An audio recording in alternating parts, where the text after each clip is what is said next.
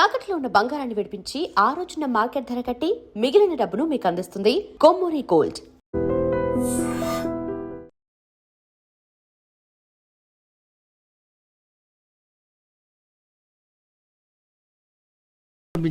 ఓహో అలాగా. అమ్మా గౌరీ,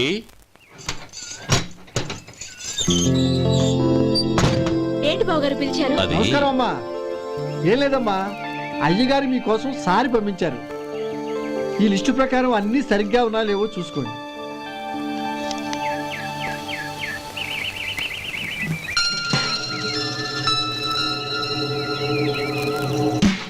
ఇవన్నీ తిరిగి తీసుకెళ్లి మీ అయ్యగారికి ఇవ్వండి.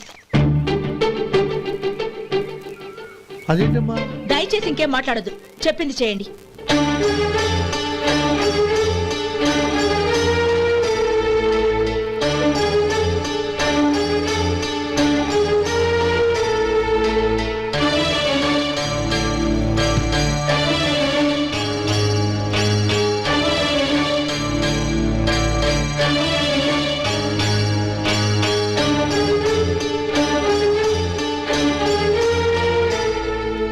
ఏంటి గౌరీ నువ్వు చేసిన పని? మీ నాన్నగారు అంత ప్రేమగా పంపిస్తే తిరిగి పంపించేశావు. ఆయన ఏమనుకుంటారు? ఏమనుకుంటే నాకేంటండి? ఎవరికైనా ఏదైనా పంపించేటప్పుడు వాళ్ళ స్టేటస్ కి తగ్గట్టుగా పంపించాలి. నాకు పంపించాల్సిన వస్తువులు అవి. ఆ మాత్రం ఇంగిత జ్ఞానం లేకుండా పంపితే నేనెందుకు తీసుకోవాలి?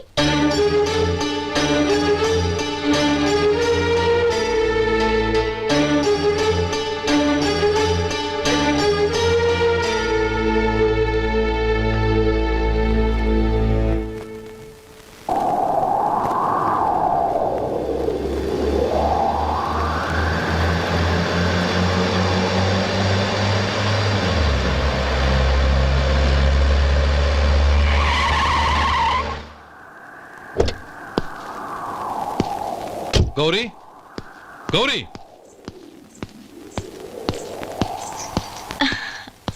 రండి నాన్న. ఏంటమ్మా నువ్వు చేసిన పని? నేనేం చేశాను? ఇంకా ఏం చేయాలమ్మా? నేను ప్రేమగా సారి పంపిస్తే తిరిగి పంపించేస్తావా? నీకు పంపిన వాటిలో ఏమైనా తక్కువ ఉంటే నాకు చెప్పాలి కానీ అలా తిరిగి పంపించేయటం ఏంటి? ఏదీ తక్కువ కాలేదు నాన్న, కావాల్సినవన్నీ ఉన్నాయి. కానీ ఉండకూడదు కూడా ఒకటి ఉంది. ఏంటమ్మా అది? ప్రతి వస్తువు మీద నా పేరు. అందులో తప్పేముంది?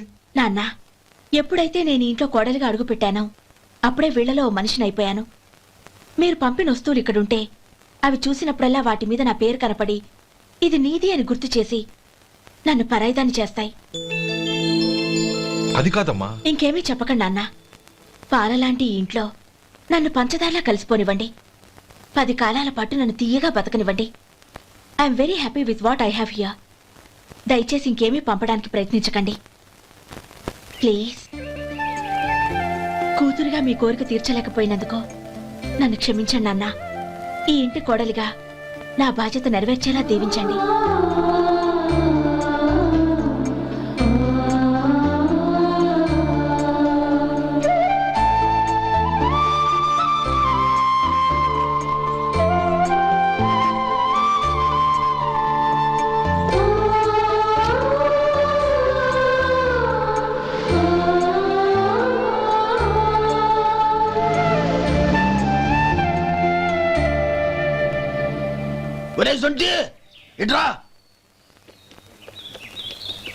ఏంటండి? మాస్టర్ గారింట్లో ఫంక్షన్ కి జిలేబీలు మైసూరు పాకు పట్టుకెళ్ళి వారం రోజులైంది కదా.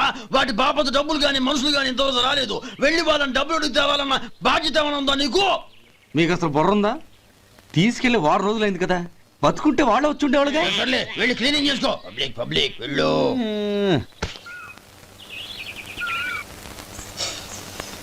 మా అమ్మగారు నన్ను ఆశీర్వదించండి. అయ్యో, ఏమిటమ్మా ఇది? శుభమా అంటూ శ్రావణ శుక్రవారం పూట ఎవరైనా సుమంగళికి నమస్కరించి ఆశీర్వాదం తీసుకోవాలి కానీ నా కదమ్మా. మా అమ్మగారు, నుదుటిన బొట్టు మెళ్ళో సూత్రం ఉంటేనే సుమంగళి ఎవరు? మనసులో మంగళకరమైన ఆలోచనలున్న వాళ్లే సుమంగళవుతారు. 3 తరాలు చూసిన మీకంటే సుమంగళ ఎవరుంటారు చెప్పండి? మీరొక్కసారి నన్ను దీవిస్తే 100 ఏళ్లు నేను పసుపు కుంకాలతో చల్లగా ఉంటాను. నన్ను ఆశీర్వదించండి.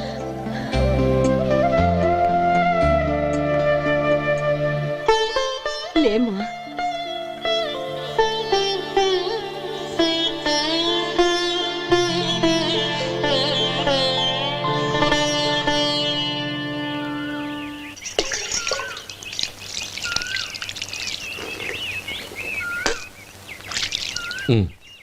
తుడుచుకోండి.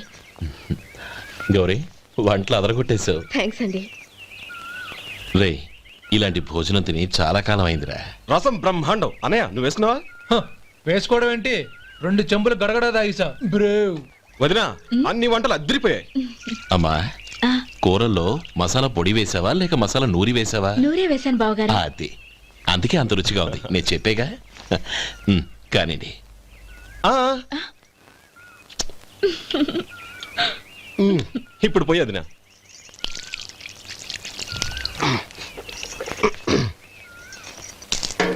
అనయ్య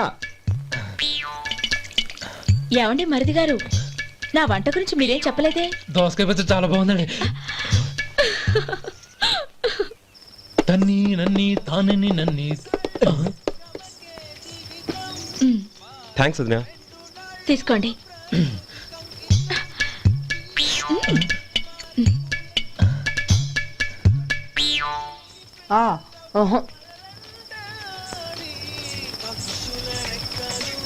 బావగారు తీసుకోండి. అమ్మా నన్ను క్షమించమ్మా. అవే మాటలు బావగారు. పై కనకపోయినా నీ గురించి మనసులో అనుకున్నానమ్మా. అది తప్పేగా. ఆ రోజు పెళ్లి జరిగిన తర్వాత నువ్వు మీ నాన్నగారు మాట్లాడుకోవడం నేను విన్నానమ్మా. నువ్వెక్కడ నా తమ్ముడిని నా నుంచి దూరం చేసేస్తావోనని భయపడ్డాను. కానీ నిన్న నువ్వు మీ నాన్నగారికి ఇచ్చిన సమాధానం విన్నాక నా మనసు కుదుటపడింది. నేనెక్కడ కష్టపడిపోతానోనని మా నాన్నగారి భయం. డబ్బుంటే కష్టాలేవి దగ్గరికి రావని నమ్ముతారాయన. అసలు అవసరానికి మించిన డబ్బే అన్ని అనర్థాలకు కారణమని మా నాన్నగారు ఇంకా తెలుసుకోలేదు. ఆయన తృప్తి కోసం ఆ రోజు నేను సరే అన్నాను. శభాషమ్మా, చాలా గొప్ప మాట అన్నావు. మేము పాలో నీళ్ళో మాకు తెలియదు గాని నువ్వు మాత్రం పచ్చదనవేనమ్మా. నువ్వు మా ఇంటి కోడలిగా రావడం నిజంగా మా అందరి అదృష్టం. నిజమమ్మా. ఆ అదృష్టం మీది కాదు బావగారు, నాది. నేనెక్కడ బాధపడతానోనని నేను చేసిన రుచి పచిలేని కూరల్ని చాలా గొప్పగా ఉన్నాయని పొగిడారే, అది మీ అందరి సంస్కారం. అబ్బే అదేం లేదమ్మా, బానే ఉన్నాయే. ఆవంటే నేను తిన్నాను బావగారు, ఎందులోనూ ఉప్పు లేదు. మీరు సరే, మీ రెండో తమ్ముడు గారు ఇంకో మెట్టు పైకెళ్ళి దోసకాయ పచ్చడి చాలా బాగుందన్నారు. నిజమేగా. అసలు ఈరోజు నేను దోసకాయ పచ్చడే చేయలేదు బావగారు.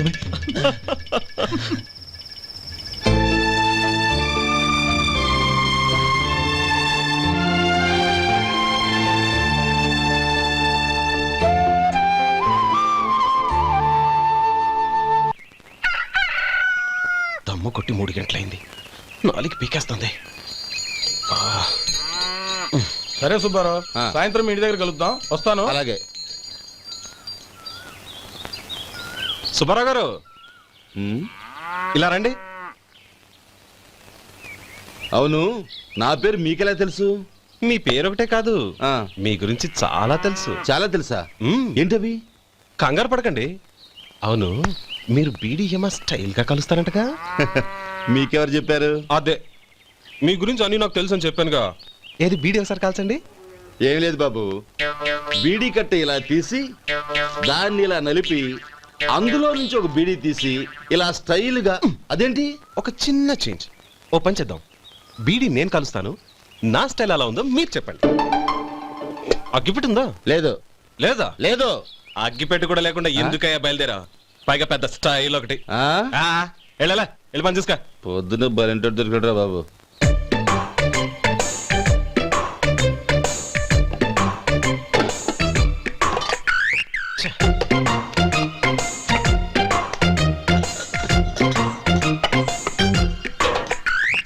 ఏంటి వెతుకుతున్నావు? అబే ఏం లేదు వదినా.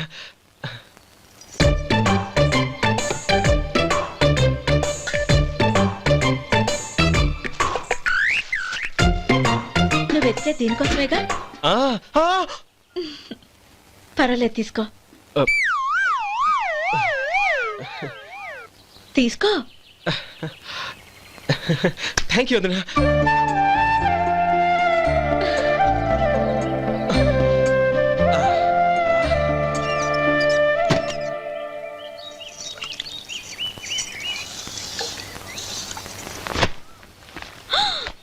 అయ్యో బావగారు స్నానానికి వెళ్తున్నారా? అవునమ్మా. ఒక్క నిమిషం, వేడి నీళ్ళు పెట్టాను, కాగ్గాని పిలుస్తాను. నాకు వేడి నీళ్ళు అవసరం లేదమ్మా, చన్నీళ్ళతో. అది కాదండి, వేడి నీళ్ళు పెట్టేశానుగా, ఒక్క నిమిషంలో రెడీ అయిపోతాయి. పైగా ఈ వయసులో చన్నీళ్ళ స్నానం అంత మంచిది కాదండి. 40 ఏళ్ళ నుంచి చేస్తున్నానమ్మా. ఈ రోజు నాకు కొత్త ఏంటి? నే చన్ని.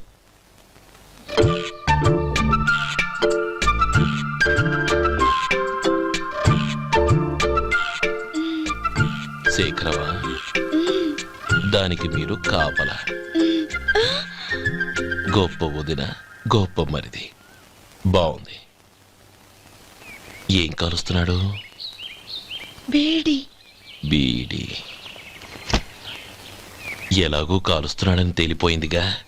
అడ్డమైనవి కాల్చి ఆరోగ్యం పాడు చేసుకోదని చెప్పు. అవేవో దూది పెట్టిన సిగరెట్లు ఉంటాయంటగా. ఫిల్టర్.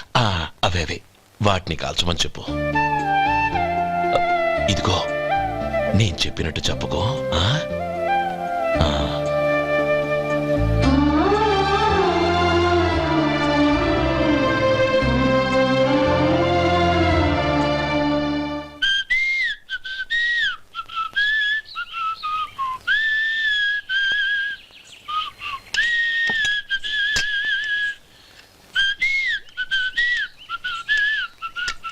ట్యూన్ బాగుందండి. కాఫీ తీసుకోండి. అక్కడ పెట్టండి. నేను ఇస్త్రీ చేస్తాను, మీరు జరగండి.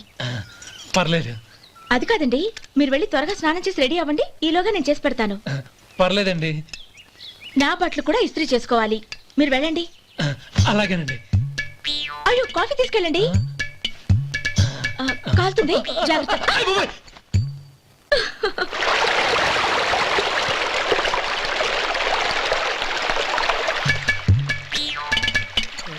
ఏమండి, నా బట్టలు అక్కడున్నాయి, తీసుకెళ్ళండి. అయ్యో, అదేంటండి, ఆ బట్టలు వేసుకున్న బయటకు వెళ్తారు? అయ్యో, చాలా అసహ్యంగా ఉంటుందే.